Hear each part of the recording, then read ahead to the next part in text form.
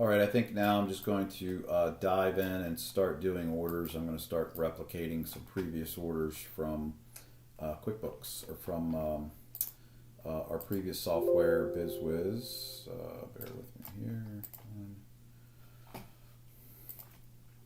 And then as we're doing this, it should touch on some other things that should be helpful. So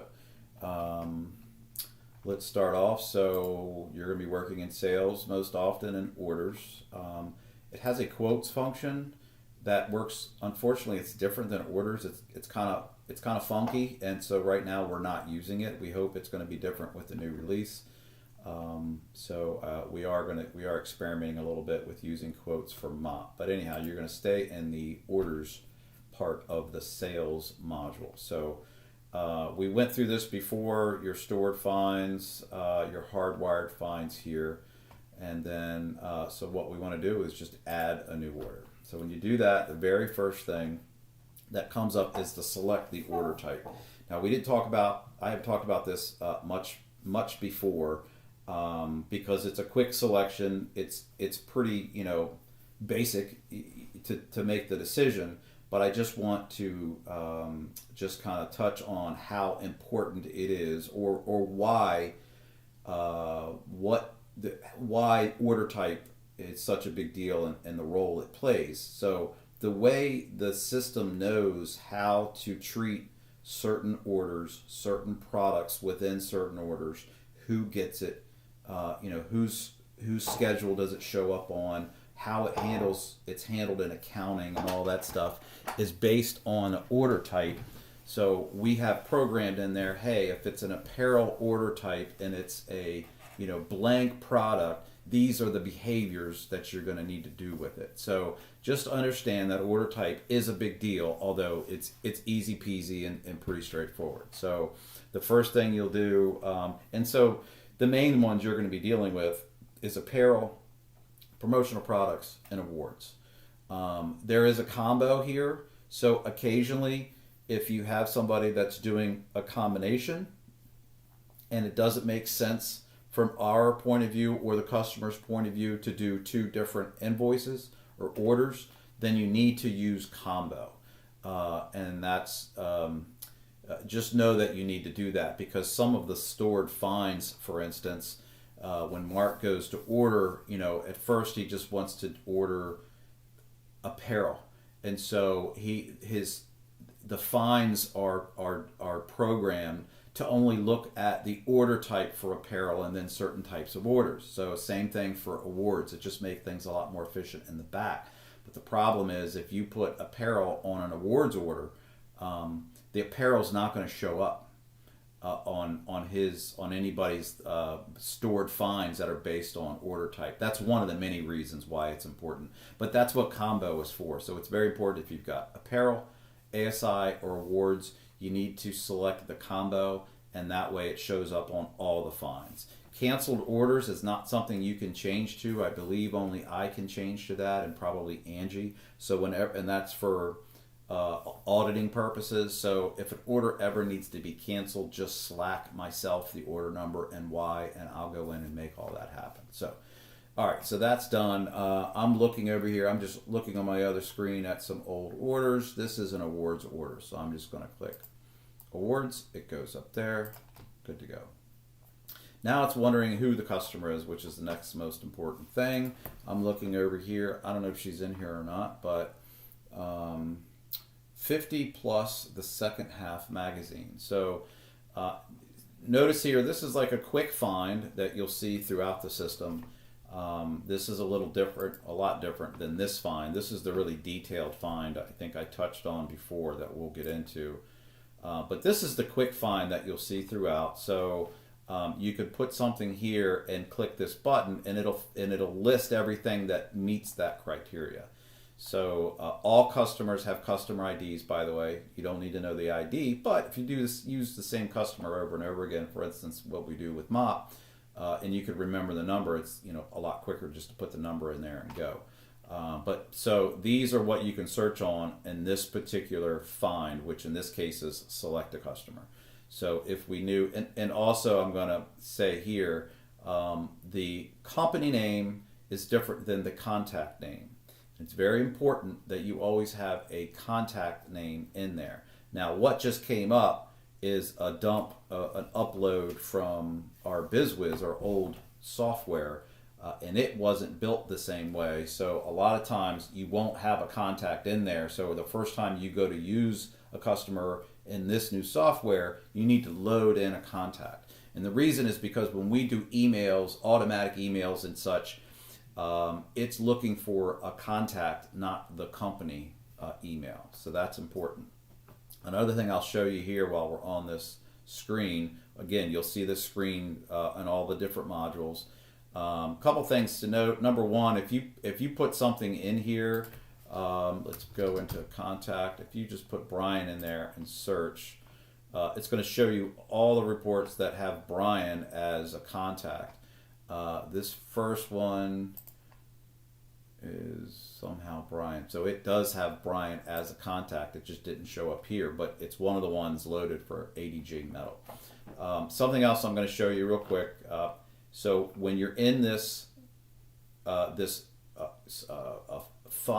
type of find screen, you got two different selections here. Again, that you'll see this repeated over and over in the system. You've got a blue arrow, it doesn't really say anything, and then you've got a red arrow that usually says pick. So these are two different things. So right now we're in select a customer. So if I go down here and I see the customer I want, I'm going to say pick, and it's going to go up there. That's saying, hey, this is the one I want. Now, if you hit this, Brian Murphy, if you hit the blue arrow, what that is doing is drilling into that customer's file over here in the customer module. So notice that we were in sales. We're still in the middle of an order, and it's not going to let us out. But we're in sales, and then we wanted to dive into a customer's detailed file over here in the customer. Now, it says return. That's reminding us that, hey, we're still in the sales module in the middle of something, but we're temporarily going over to the customer module to do whatever, to look at whatever, to verify. And so when I click done, because this says return, it's going to automatically take me back so that I can finish what I was doing. So just know that. So that blue arrow took you into the customers, temporarily into the customer's module.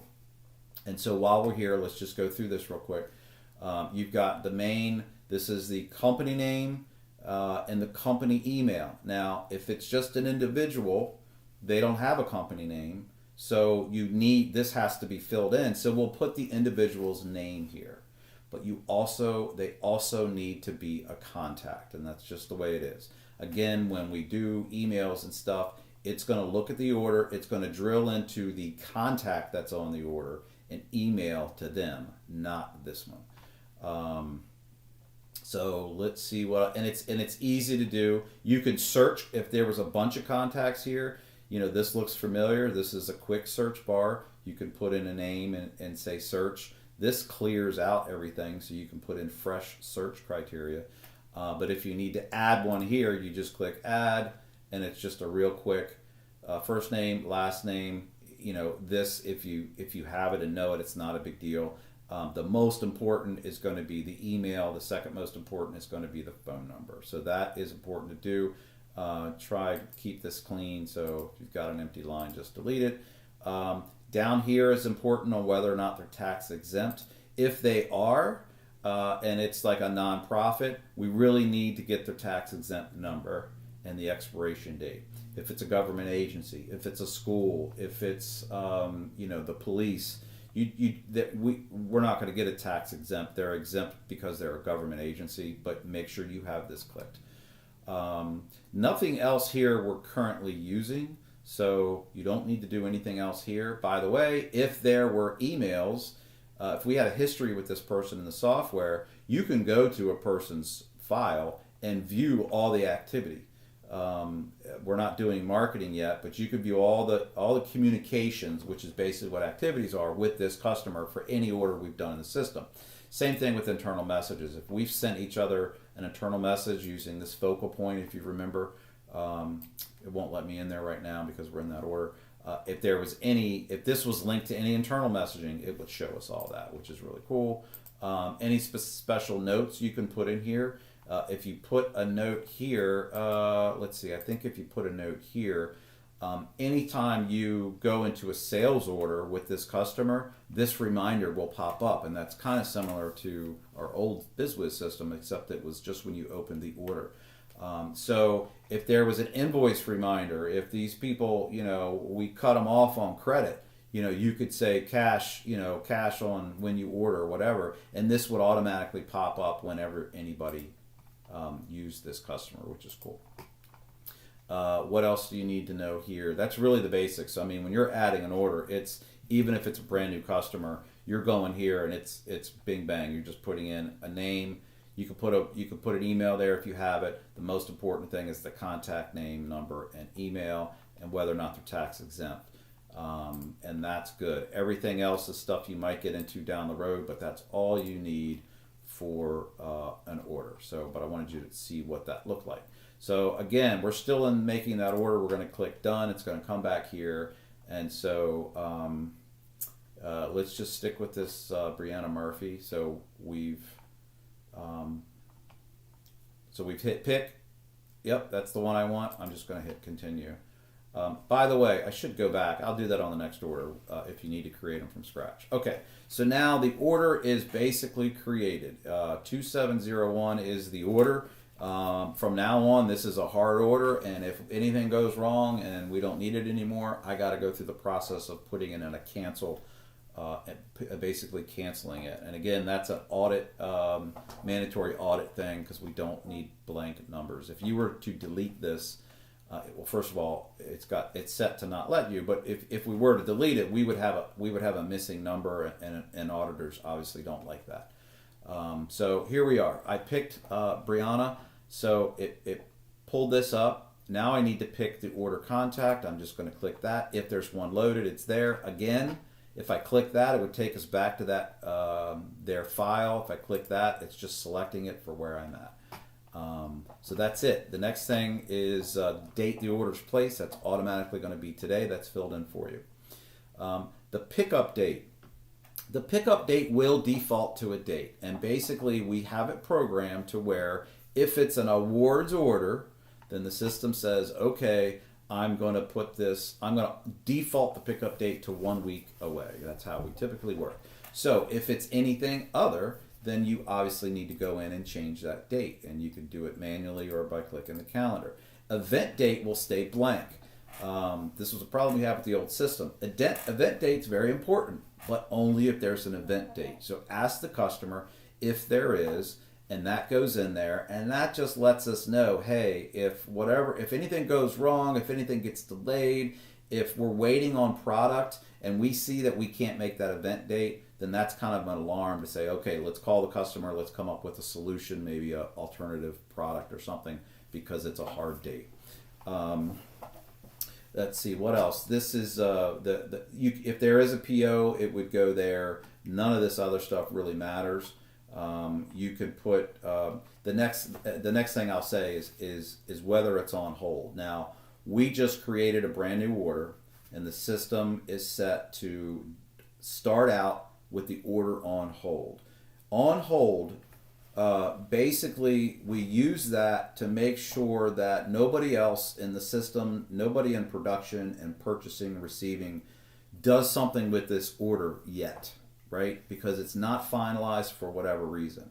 Now, originally when we started using the system, if somebody was in the showroom midday in the middle of taking an order or sorting out an order with a customer, and we went to do purchasing for the day, we would start purchasing for that, because purchasing has no idea that somebody is currently, working in that. And so we would order stuff, and then the order would change, and lo and behold, we get stuck with some things. So that's why that's there. But obviously, there's a worry with that, in that we would leave an order on hold by mistake because we created an order, we never took it off hold, and so the customer's going to come pick up on the 25th, and we don't have your order because it's still in a holding status. So I can't reiterate this enough. Remember that an order, when you first make it, it's on hold until you take it off hold. You take it off hold by going to Tools when you're all done, and take it off hold. and now it's showing up on every, the way it's supposed to on everyone's systems. So I'm going to put this back on hold. So if you create an order and you leave it on hold for a reason, the easiest, you have to let the system know why, and that just also lets us know that it wasn't done by mistake. So orders on hold, these are the most order entry. If you're still waiting for stuff, you can put on hold for order entry. Purchasing we really don't use. Hold for payment, so the order's solid, but they haven't. We asked for the deposit, and they're like, I got to get back to you. Okay, no problem. As soon as you get back to us, we'll put it in our system. So hold for payment's the common one, and then the other one is quote for now. So if they just got us, they want to quote. We're not using the quoting system yet for various reasons. So you're going to create it, you're going to keep it on hold, and you're going to select 400 quote for now. If it's anything other than that, they have this hardwired in too. You can click add and say whatever. I'm still waiting for a call back from discount to see if they have this in stock. Whatever, but put something in there so that when I come across an order that's on hold, I know it's on hold on purpose. When you go to take something off hold, it's easy enough. You go down here, just like we did a minute ago. You click that off. But also, please go back. If you remember, you just click that, hit the delete button, and we're good to go. Now it's a live. It would be a live order, but I've got it on hold. So that's the first page. That's all you really need in that. The next thing we're going to do is design. I think I've already talked about. You should have seen a module about designs and why they're important. This is how you do it. If there's no designs, you start with this. Here's something else I wanted to mention about these fast finds. It will keep up the last. Well, that's not what's going on here, but just know when you're going in and out of the system, it will keep the last thing you searched for. So sometimes if you go up and you don't realize that something over here is pre-filled, and let's say you put in a customer name or a design name, and you're clicking this and it's not coming up, and you're like, I know that person or that item is in there, you might have something left over from the last search. So it's a good idea when you first come in, click this button and it just quickly clears, then type in whatever search you want and then find it. Now in this case, we're putting in a design. It's going to help you as much as possible. It knows this order is for Brianna Murphy, so it's automatically going to bring up any previous designs associated with Brianna. There is none, so we're going to add new. Now, this is an award, and so I think I mentioned this before, 98% of the time, if you're doing an awards order for acrylic or trophies, plaques, or anything, medals, then there is a standard. I'm going to get out of this. Then there is a. Let me just continue. So here's the design types: banners, embroidery, engraving, promotional products, screen print, transfers of vinyl. Pretty straightforward. So this is if you're creating a new design, you would do that, right? So in very few cases, but in some cases, if this is if this is a big deal plaque, something that they do the same every year, it might make sense to go ahead and create a separate design for that customer for that particular award, and we can talk to Mark about that. But in the most of the time, when you get to pick a design, when you get to this screen, right? We started here. We need a design. Click. If it's an awards order, we have these grid finds. I think I mentioned these before. These are still a work in progress. They're having some issues on the back end. But if you're in the design phase and you do the grid find, it shows default designs. In there is two that we'll use all day long. So engraving design you can use for any kind of award, with the exception of trophy. If it is a traditional trophy that is being assembled in the back right now by Gary, so it's got a piece of marble on it, and we're cutting columns in a regular traditional trophy, we want you to choose the generic trophy order, and that is an easy way for us to do finds on what trophies need to be assembled that day, as opposed to something that just gets engraved and put together on the plaque table and done. So most of the items you're going to pick this, unless it's a actual traditional trophy, not a resin, but a traditional trophy, then you would pick this. So in this case, I'm doing some glass pieces, so I'm going to choose engraving default design, click continue. It's going to populate that. It's already green because it's been approved, because this is what we use all day long. So that's it for the design. Now we go into line items. This is the meat and potatoes of the order. So we go to line items. I think I showed you guys this before. You've got within line items on the orders tab, which is where we are in the sales order tab, you've got invoice and work order and inventory. These are the two we'll use most often. But the first thing we'll do is add, so these are our actions. We're going to add single. I'm looking over here in this old order, and I'm going to, so again, here's that familiar, somewhat similar quick find. So you can do a quick find here. 3045 is what I'm going to try. And click it. It only takes a couple of seconds, and then it may or may not find it. And so it didn't find it, right? You can tell it's done looking and it didn't come up with anything. So I'll tell you, for the purposes of this, since this, you have to put in something where there's only, it's one of a kind. So if there's more than one, if there's a 3045-1-2, whatever, if you put it here and search for it, it's not going to find it. But if it's something pretty simple, let's say a 201 plaque, it should come right up, because there's only one item in the system that is 201, no other digits or spaces, okay? In this case, I'm looking for a 3045, and I think it's actually a -1. Let me see if that comes up. It did. All right, so that came up perfectly. Now, if it doesn't come up, but you know it's a common thing, or if you just don't want to futz around, you could just click the find, and it brings you this find. And you know, I could have put in 3045 and search, and lo and behold, there's two different sizes. Once again, we did this with customers, but I can click that and go into the product, drill into that product in the products tab, or I can pick it. In this case, I want to pick it, and there it is.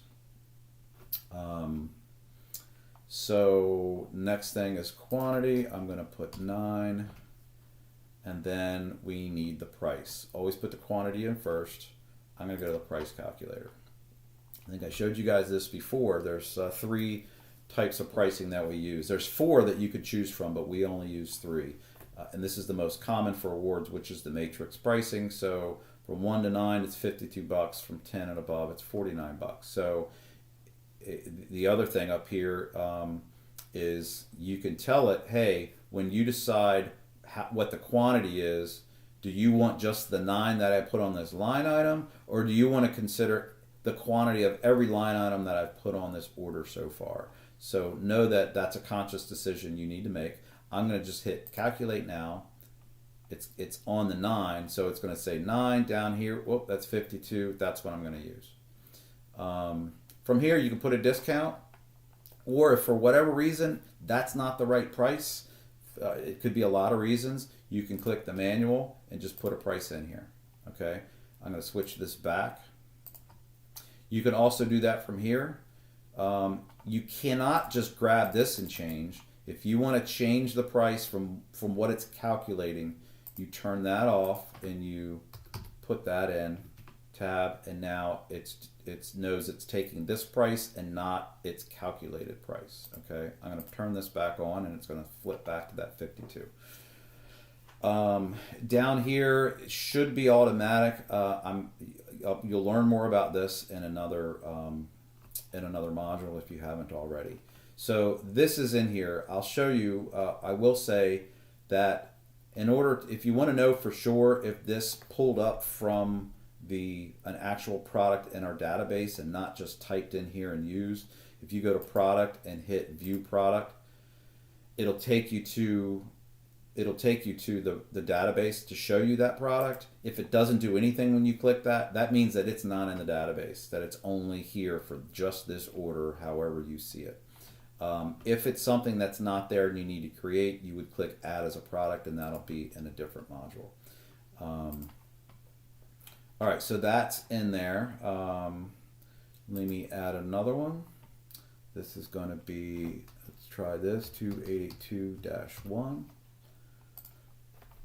And it's there.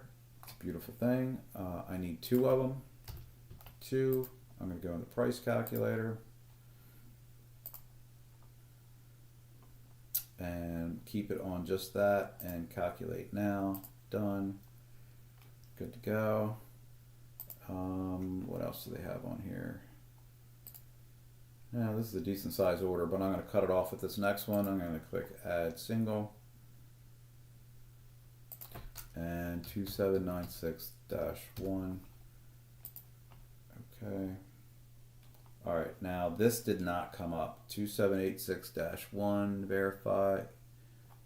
2796, that was my fault.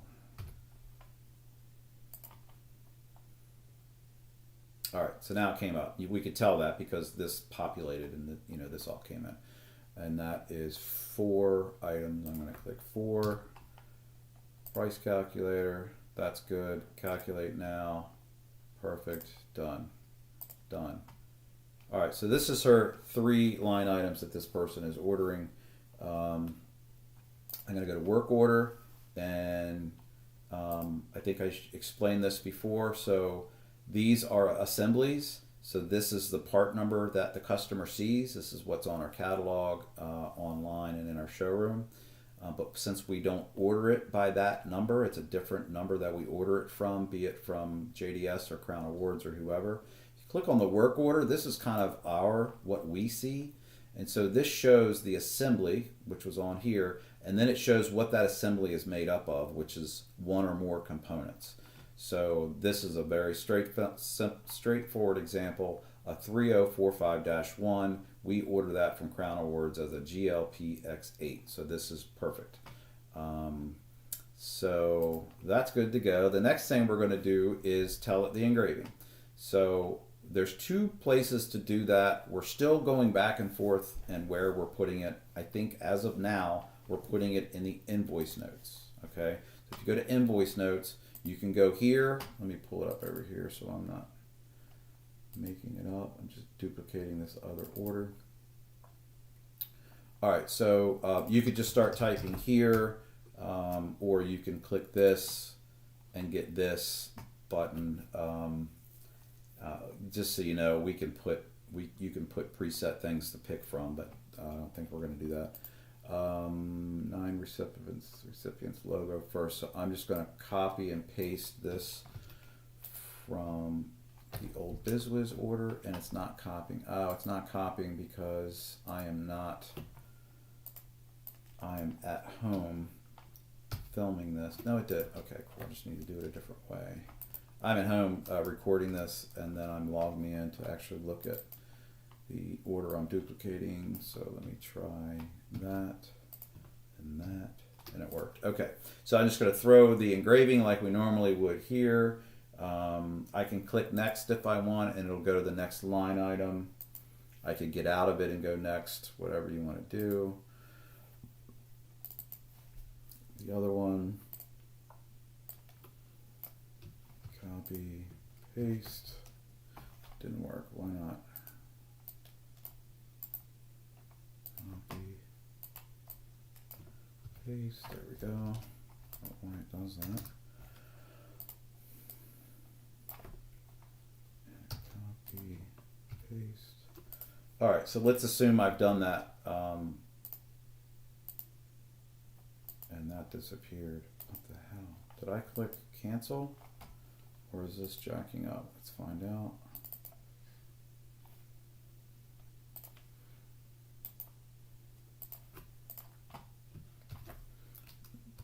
I don't know if I didn't hit. Oh, you know what? I hit next arrow. Don't do that. You got to hit save first. All right. Sorry about that. Copy, paste, and it's still not working. Copy. Paste. Okay, save. All right, so let's assume I've done that for all of them. Now, alternately, you could put it on a work order note. And it's called instructions over here as opposed to notes. Works exactly the same. Works a little different in the back. One, it's better for when they're doing the table. The other one is better for when we're doing the purchasing or the engraving. But so just know that that might fluctuate, but that's where we put the engraving in.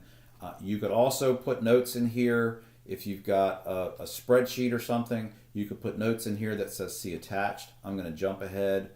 Every order has an attachments page, and it's pretty self-explanatory. You hit add attachment, you find it, and you can rename it here, but you can't put any notes in it, which sucks. Hopefully the new system you'll be able to. So don't feel like you have to put everything there. Just like in the old system, you can do it in attachment.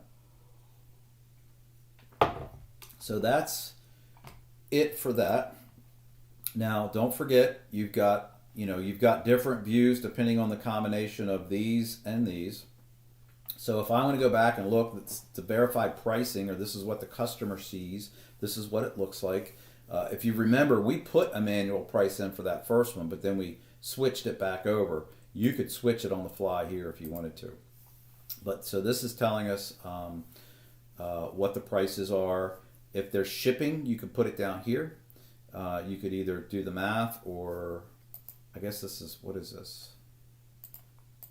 You just put in the shipping amount if we knew it, and then pay attention whether they're tax exempt or not. So this is saying that they are tax exempt, but that's important. So if make sure that's correct, or else correct it.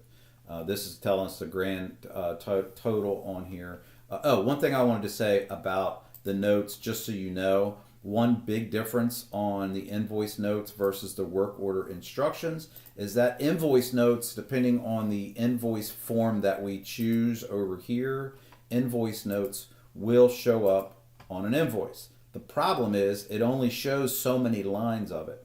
So I'm sure in this case, it's probably going to, I don't know where it cuts off. It cuts off, here or maybe here. So the downside is, even if a customer wasn't expecting to have their engraving show up on their invoice, when it automatically does, but it only shows part of it, it's like a red flag, and the customer calls and it's like, hey, wait a minute, I was just looking at my invoice, and you're missing a bunch of names. And so for that reason, we stopped for a while, and we were putting them on the work order instructions. So we're kind of going back and forth because some customers still want to see that. So there's no easy way to show the engraving without just printing out attachments. So we're kind of in limbo there, but I just wanted you to be aware of that. So that's easy peasy on putting the line items in. Product spec, I mentioned this before. We have one or more designs. We have one or more line items. And then this is making sure that they're marrying up properly. It's really easy with awards because in most cases you're just choosing this engraving default design, and it's going to default to where every item in there is getting the default design. Now let's say, this is very common, let's say they also had a couple trophies. Well, when we went into default design, we would do the first one, we would click design again, and grid find, default, trophy, continue. Now there's two designs on this order, right? Let's assume then that this second acrylic, I thought we had three items. We've got three. Oh yeah, so it's showing, I'm sorry, I'm looking at the wrong one. There's two different views here. You can do it by line item here and design here, or vice versa. It defaults to this, which is fine. So we've got three items here. Let's assume that last item I put in was actually trophies. So I could go over, one way I could do it is I could go over here real quick, line that out, and then line these two out for the trophy order design. So now we're telling the system, hey, these get that design, which in this case is nothing. This gets the trophy design. Again, there's nothing in there, but it's going to help them in the back when they do a report. This is the only thing on this order that's going to show up on the trophy list to do. And the trophy list is not going to show up for their other to-do list for awards because it's crossed off. So that's how that works. It'll make more sense when we're doing screen printing and embroidery. Then you've got shipping. 9 times out of 10, you're just going to click add blank. It's going to pull up the address if there's one in there for the customer, and it's going to default to pick up because most people pick up. You don't need an address in here. All you got to do is click shipping, add blank. Notes. This was that one I was playing with. Let me get rid of that. Actually, you know what? Let me add a note just to make sure. Say test order. All right. I'm just going to do that. Why won't it let me move this? Why on hold? All right, and I'm going to save that. All right, so notes. If there's any notes to anybody, it'll be here. There's two views. We're in view 2. If there are any other notes, again, it would say who it's coming from, who it's meant for. In this case, it's to the whoever's wondering why it's on hold. It could be to purchasing, production, whatever, date, time, and the note itself. You switch this, it'll show you all the different departments that you can send a note specifically to, and you could see if it's in any of those. So that's just two views there. Analysis you don't need. Payment is where you're going to take the payment or deposit. We click on that. I will probably show you that in a different video. So it's pretty self-explanatory for the most part. So the cool thing about ShopWorks is the payments are done. It processes its own credit cards. So even if you're in the showroom and you're using the terminal goes to the same merchant account, which you can access here with the Pay button, the Pay module. So that's what this is bringing up. It's bringing up our Pay module. And so these are normally how you would take a payment. Cash, check, credit, or e-check. We don't really do e-check. So it would just be cash, check, or credit. You click credit. It'll default to the amount that's owed currently, but you can make that change. The gateway is always going to be, this is Crown Trophy / Royal Jester Apparel. That just basically means it's our merchant account. So if you were going to take this payment, this would automatically come up, today's date. You go to next, and then this would be, if you're in the showroom, we've got two terminals. You would say whether it's the left hand or the right hand machine in the showroom, or a manual. So if you're doing an email order, you would go into this and you would put the info in here, card received via, you would put this info in. I think this is all that's mandatory. We don't need the street address. I'm pretty sure maybe sometimes it asks you that. I'm not sure. But it's showing you the default. It's not going to let me go past until I do that. This button is important. If the customer wants us to keep this on file, if you click that, it will keep it on file. But it is encrypted. You can let the customer know it is an encrypted token system. So the next person that goes in here will, if they choose this, will not be able to see the whole number. They'll only see the last 4. But that's a very good thing for repeat customers if they want us to keep it on file. But anyhow, you would click continue here, and then you would put in the information, and it would run and tell you it's processed. So that's how that's done with the credit. Check should be pretty straightforward. The check number and the amount, and then you process it. Cash, even more straightforward. I'm not going to get into refunds. You get to me or Angie on that. Manual is if for whatever reason, normally you would not need to do this, but if for whatever reason we took the payment another way, then you would do it in manual, and that's basically all that's doing is recording that that a payment's been made on this order without actually processing a payment. So we've used that a lot as we take payments in the old system until we're done with all of those. But that's what that's for. So manual does not mean a customer paying over the phone. You would still go to credit and next, and that's this manual. I wish they weren't called the same, but they are. So that's if you're going to manually input. But as long as it's as long as you're choosing from here, that means you're actually running and processing that payment in our system. Don't use these down here.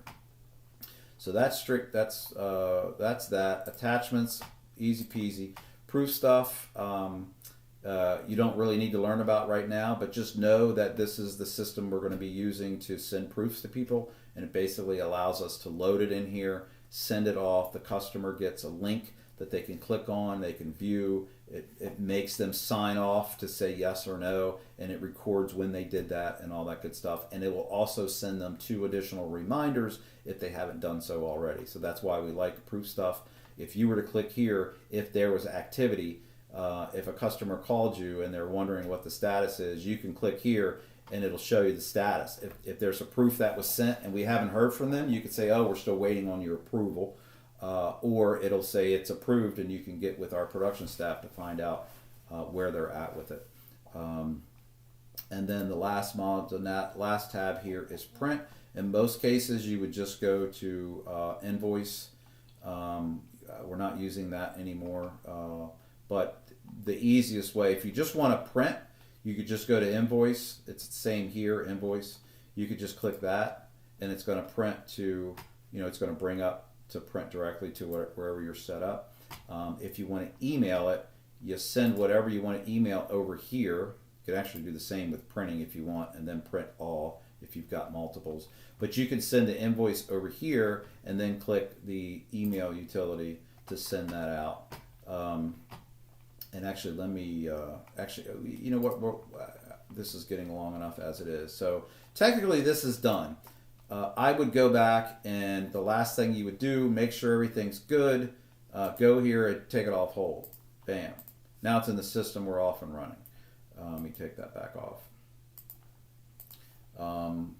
Let me do another one real quick. Let's say, let me find maybe a screen print order. Calls this. All right, I've got a, I'm going to do the screen print order. So let's say this was done. Actually, let me just change this. I want to pick, I'm going to change this to test. And I've got a test one here I'm going to choose just to make sure nothing is screwed up. All right, so now we'll get out of this one, and that should be fine. All right, so we're going to do an apparel one real quick. So again, you start out with sales, you click add. It's going to ask you about the order type. This one's apparel. Next, it's going to ask you the customer. Now, remember I mentioned before, it'll leave, if you did a search here before, it's going to leave this up. So you might want to just click that first, make that a habit. And this was this is ADJ, so that's coincidence. We just looked at them. That's them. I'm going to click pick. They're in here twice. They're in here as ADJ and ADJ sheet metal. We need to fix that. I'm not going to mess with that for now. I'm going to pick one and continue. The next thing, it's bringing this up to verify the customer. Remember, we need an order contact. So we're going to say it's Brian because that's a cool name. This should all be good. Order places today. They're fine with the regular turnaround, so we're going to leave that there. This is good to go. Next, design. I'm looking over here at the order. The first thing they have on here is some Gildan t-shirts, which are screen printed. So let me pull this up. And yep, screen print. So I'm going to select design. It's going to show me if they have any previous designs. They do not. I'm going to click add new, and again this is a screen print design. I'm going to click that, and so it's starting from scratch. It's got the customer here, the customer number and the customer name. Now I need to call this something. Now you don't need to necessarily waste time putting the customer's name back in there because this design is always going to be associated with ADJ sheet metal. So in this case, what is it? It is let's see, left, I'm going to say left chest logo. Pretty generic, it's fine. So you don't worry about any of that stuff. Location, you need to choose. So the first one is a left chest. Left chest. How many colors on the left chest? This has, it's one color on each. So I'm going to say it's one color. Now these colors here, this is all the ones that we have as stock. We can talk further about, I know if you have access to what's in the showroom that shows you all the colors in that line, whether we have it in stock or not, we can also, our screen printer can also custom mix to match any of the ones that we haven't purchased off the shelf at one of these colors. So just know that there's some wiggle room. If you're not sure of the color, because it's the first time we've done this person's logo and we're going to try to match whatever they send us, then you would just kind of write that here, match colors as in logo. And so once we get that in, we might still force them to choose specific colors. So this is an easy one color. That's it. They also want a back. So I'm going to click done here. Now you notice when I click done there, that's because it had moved me over to create a design. Now that I'm back, and when I click done, it took me back to sales because that said return. Now I'm back in the sales order. If I click done again, it's going to get me out of the sales order, just so you know. All right, so I chose this. I created this, but he has two of them, so I need to add another one. This is also screen print. Continue. And this is going to be full. I got to remember to delete these. Full back. And so I'm going to say full back. This is also one color and white. So I'm going to put that here. And that's it. Full back. I'll say full back logo. Done. Now I'm looking at this job. Now if you just want to go through by item and go through this first, that's fine. But I'm looking at this job and I see they also have some embroidery on this. So I'm going to add another one. And this time it's going to be an embroidery logo. Same thing. This is going to be left chest logo. And left chest. Number of stitches. Let's assume this is the first time this person's come in and we don't know the number of stitches. The system knows that when it does its calculations, any logo up to 9,000 stitches is our regular price. Once you go over 9,000 stitches, it's going to charge them so much per 1,000 stitches after that. So this number put in here is not arbitrary. It's very important that we have the right. Just like the number of colors that we just did on the screen print, it uses this to make the calculations for the pricing. So it's very important. So if it's a brand new one, we haven't done their logo yet, so we don't know how many stitches it is. Our code for that is 8001. Now that means if anybody sees 8001, that means that we don't know what it is and that could change. So if you know what it is, put it in there. If not, the first time you put 8001. You would do any notes that you need here and then you would have them pick thread colors. Unless they're leaving that up to us or unless it's really simple. Now I'm looking at the old order and it just says white thread. So that was pretty simple. So if you need multiple colors, you would just click add as many times as you want. If you got any extras though, get rid of them please. And that's it. Now, once this has gone to the embroidery department and they've sent out and done a sew out and taken a picture of it, then their job is to go in, put a thumbnail in so that in the future when a customer comes in, you can show them the screen and say this is the embroidery, right? And then they would also put in the correct number of stitches. So that also is another key that says, okay, this is actually done. We know how many stitches it is. Also, the first time that we do this order, when this is approved by the customer, this is going to go green. So next time you select it, you'll know that this thing is good to go as is.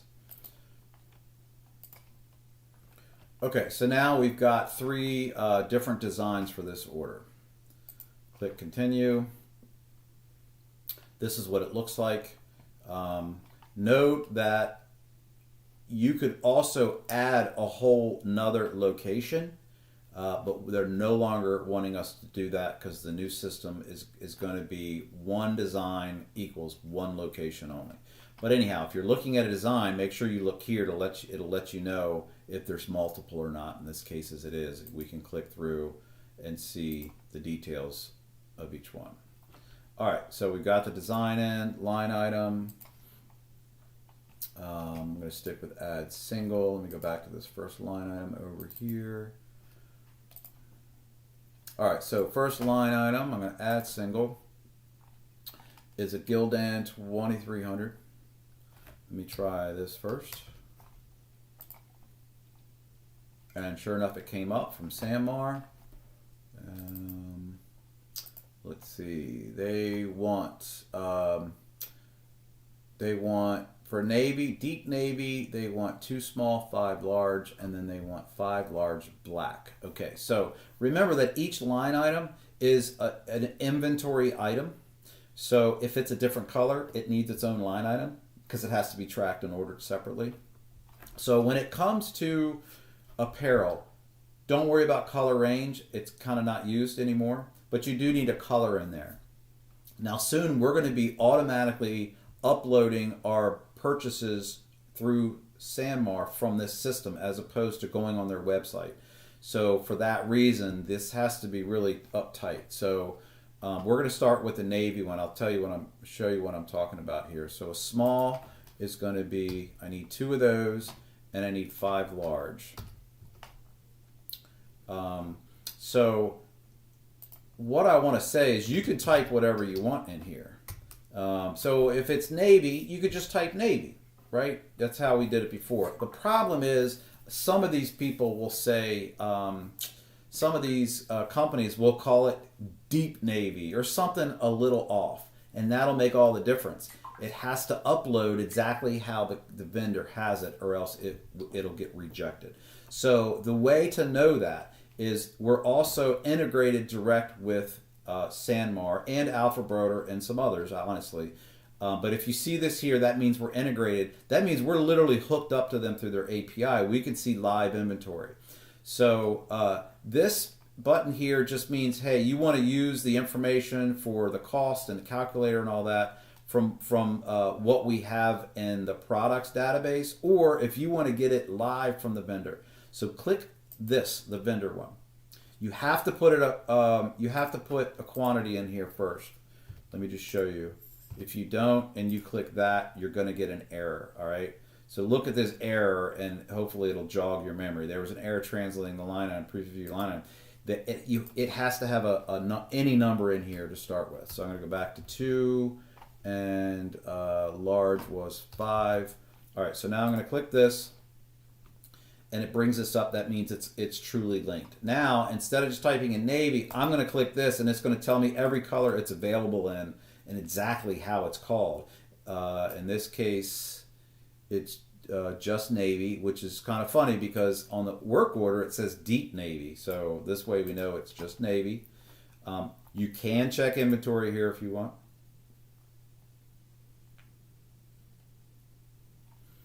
And so there you go. And obviously you had to have chosen the color first, or else so it knows what it's looking for. So it's very deep in inventory. You can get cost and apply cost. Now don't get cost. If you click get cost, it's going to give you the price of that today. Many times it's on sale. When we do our pricing calculators, we do not use the sale price because it fluctuates too much. Okay, so don't click get cost for that reason. Let me see. I need to get out of this. Let me try this again. Hopefully it doesn't save. It didn't. All right, so I was able to get out of that. Didn't save it. So all you need to do here is click your color and then click apply cost. And when you click apply cost, it puts that color word name in there exactly how it is. If you didn't click apply cost, it wouldn't save and carry this over. All right, so that's in there. Now we need a price calculator. Now, one thing that's different about this job is it has various it's got various designs in it, and this does not always work right off the bat. This should be showing us, and it's not. That's a little glitch they have. We get out of it and get back into it. It should show us. I was going to show you. All right, so this is a separate way. Instead of going on that production tab, when you're in the line item, you can go in here and tell it what it's getting. Now this is the t-shirt. It's just getting a left chest and a full back, one color each. It's not getting embroidery. So we're going to take that off before we do the calculations. Okay. The other way would be to go here real quick. Right now we have that left chest in there, and we could have clicked it off there. So it's 2 different ways to do it. But when you're first in there and you just created it, this isn't populated yet. You got to get out and get back into it. So now it knows what we're doing to it. Now we can click the price calculator. We just wanted to do it on this the line item quantity, which currently is 7, the 5 large and 2 small that we told it. The seed cost is already in there. It's regular price. Actually, why is this lower? I gotta figure that out. Why is, because I think we just saw 5 something, so something's not updated, because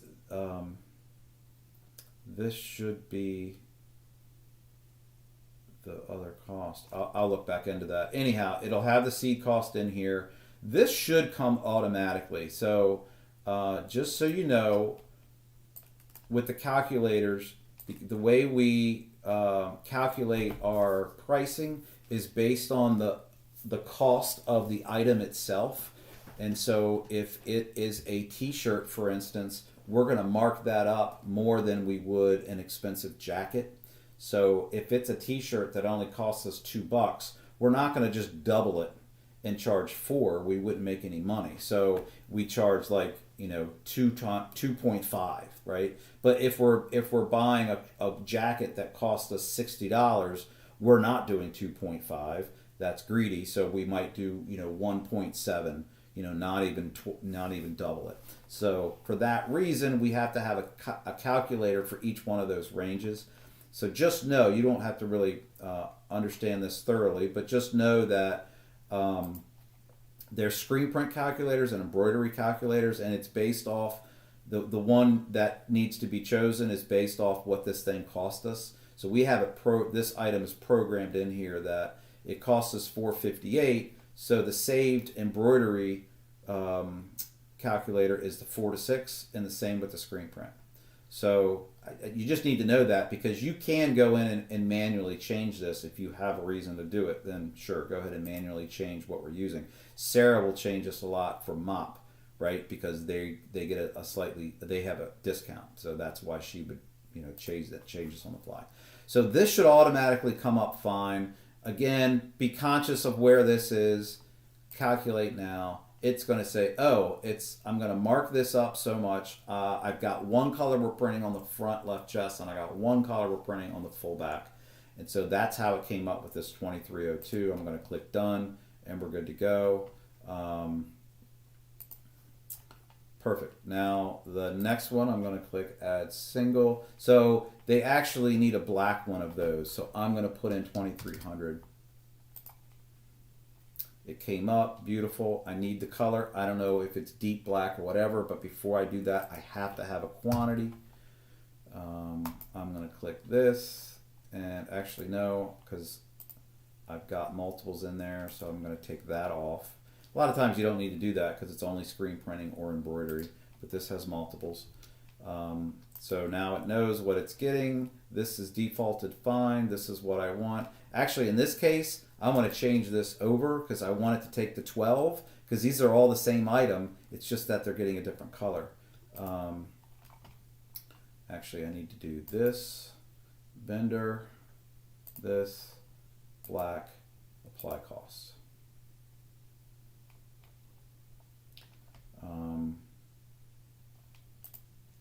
And this is just the default seed cost of $4.58. I wonder if they just went up in price. So now I can go here, and again now, because it's just these two, I have a total of 12 of these shirts getting screen printed. I'm going to say calculate now, and done.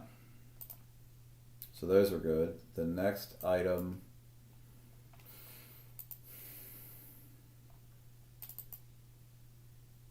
are some polos. So I'm going to click add single.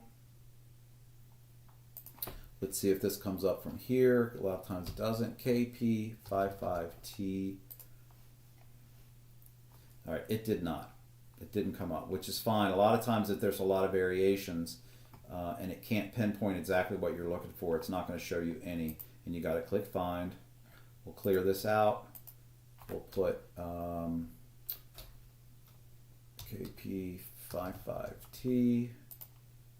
And now it's got all the different variations, which includes if it was coming from if this was like a Gildan and it came from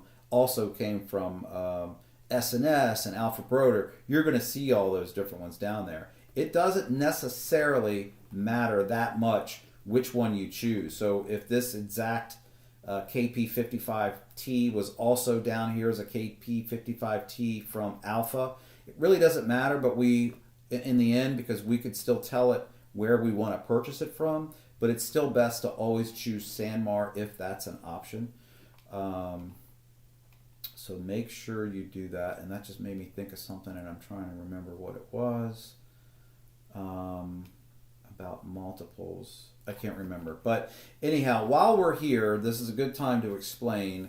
So it needs we need to have a different line item for every product. Now, the one we did before, we needed 2 line items because they needed black ones and they needed navy ones. And those are 2 different, in the end, part numbers.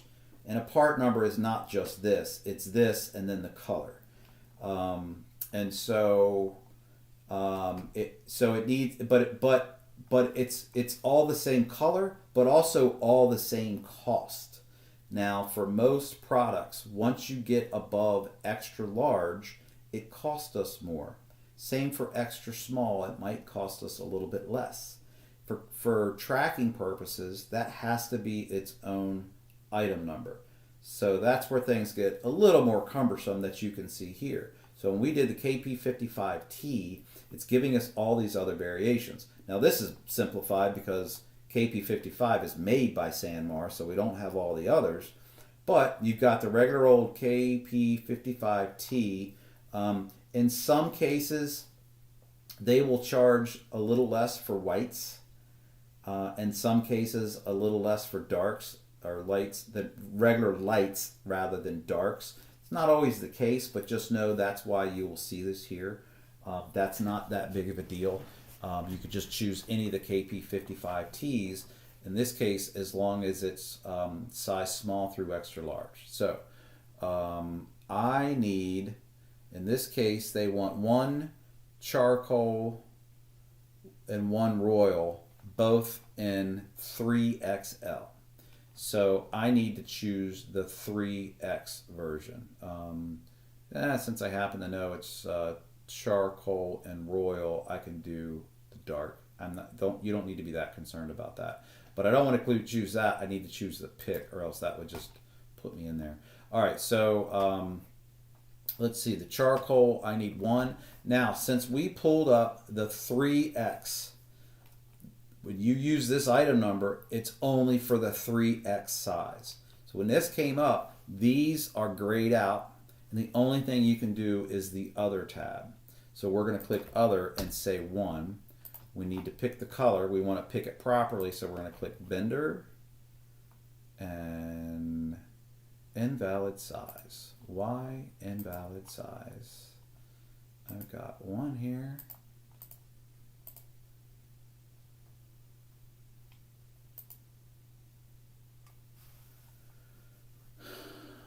Invalid style plus size specified.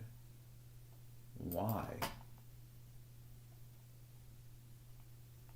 I'm going to go to view product and see what's going on. It has other. I don't know why. I don't know if that matters. Done.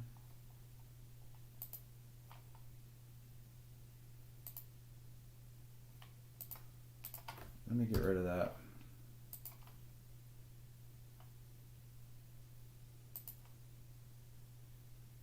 Shit. I can't take a picture of this because I'm in the middle of this video. I'm not sure what's going on there. Let's assume we pulled that up and it worked just fine. And we chose Royal, spelled correctly. And this is, this is the way you're supposed to do it. It's extra large part number, so it's only going to be extra larges, and you put it there. We're going to go here. We're going to calculate. I'm just going to calculate off the 1 because now this is a polo that's being embroidered. It's a whole different ball game, so we're going to charge them the full amount. But now I also need to add the, they want 1 in charcoal, so I'm going to go back to find. This is still up. So I can just click that again, and this time it's also a 3x. I'm going to choose just this 3x here. Let me see if it gives us that same error. Whoop. You'll make this mistake a lot. Don't hit the blue, hit the red, because we're trying to choose it, not go into it. So it's there, it's 1. Let me see what happens when I click this. It's not working. All right, screw you. And so, oh, did we do this? We didn't do this. Done. Let me go back to the last one. KP. There we go. I'm going to turn off the screen print. We screwed that up. Let me go back and recalculate this. Much better. I should have noticed that. All right, now I'm going to go back to this new one we're trying to do. Turn off the screen print. All right, and this, and I mean, yeah, the line before it was 1, 2, but it's still only equaling 1, so I'm just going to keep this here and say calculate now. And there you go. So here you go. This is what it's going to look like to the customer. Oh, I forgot to put the... here's another thing to show you. If you're looking at a view like this, if you click on the part number, it's going to take you to the part in the database. If you click any of the other parts, it's going to take you to this item within this order. And I need to make sure... Oh, I can't do that. That's right. I just put in... I'm just going to type in charcoal until we can get that to work. All right. All right, so let's assume that did work and we were able to choose that. So looking at this, I've got 7 of the 2300s in navy and 5 in black. And those, it shows you the sizes. These, it shows you the sizes because it's in the other, and you see, oh, that's 1 3x, and here's another 1 3x, but they're different colors. So that's what that's going to look like. You can see on here that we're choosing the calculated price. So you kind of look at this and make sure it passes the common sense test. You know, that's a little expensive, but they are getting a front and back print, and it's the minimum quantity. So that's right. So that's it. That's all you really need to do for the line items in this case. You can click product spec to make sure that's all working out well. Left chest screen print, which is what that red means, is the t-shirt. Same with this one, and then just the opposite down here. That looks good. Shipping, I just need to click add blank. There's no notes. There's no attachment. They told me they're going to email me their logo. I'm going to click payment. I'm going to get their deposit. They're standing in the showroom, or no, let's say this is a email order. So they're not going to do that. They're going to do, let's call it 170 is what they decided to do on their deposit. I'm going to click next. It's a manual. I'm going to click that. They're in the system already, so we're going to verify that this is the same for the credit card they're going to give me. They don't want to keep it. I'm going to click continue, and it's going to ask for their information for the actual credit card. There it is. So card number, expiration, CVV, and then when I click that, it's going to process their credit card. It's going to show up here as a payment with all the information, but we're not going to do that. And how do I get out of this? I'm going to hit escape. Oh shit, what have I done? Doesn't let you out of it? There we go. Back out, and get out. All right, so you would put the payment in there. It would show up. Then you just skip over to print. If they were in the showroom, you just click that and print it. If you were going to email it to them, you would just click that. Which, by the way, if you go to email, it's going to automatically populate, what was in the system for them, and then you're going to click stock email, and you're going to say they've already paid their deposit or the full amount, so you'll just click invoice 1. Which basically says, thanks for your order, here it is attached, blah, blah, blah, blah. For your convenience, if you have a balance on your order, you can click below to make the appropriate payment. And if they click that, it will take them to where you've seen it on your phone, whether on their phone or their computer. They can make the payment, and when they do make the payment in their own time, it's going to eventually, within a minute or so, show up in their payment section. It's all connected, which is really cool. Anyhow, you would pick that, you'd hit send, and then it has to bring up a separate module. Unfortunately, so it's there, but we can't see it yet. And the way I'm taking this video, oh, you can see it. So it basically goes down here, and then you would hit, let me scroll back, and then you hit send from here, and that's what the customer will get. Let me get out of that and go back to where we were, which is this. And that's it. That's that order. That one was a little more complicated, but I spent a lot of time, delving into some specifics. I'm running out of time now, so I'm going to stop this. Plus, it's over an hour. But that's it in a nutshell. So, like I said, I explained a lot, but I'm also just going to kind of bang a bunch of these out in the next video, just to give you a better idea of how the flow is going to be, and also so you don't freak out thinking it's going to take you so long per order. It really gets really fast. So I'm going to stop this for now. Thank you.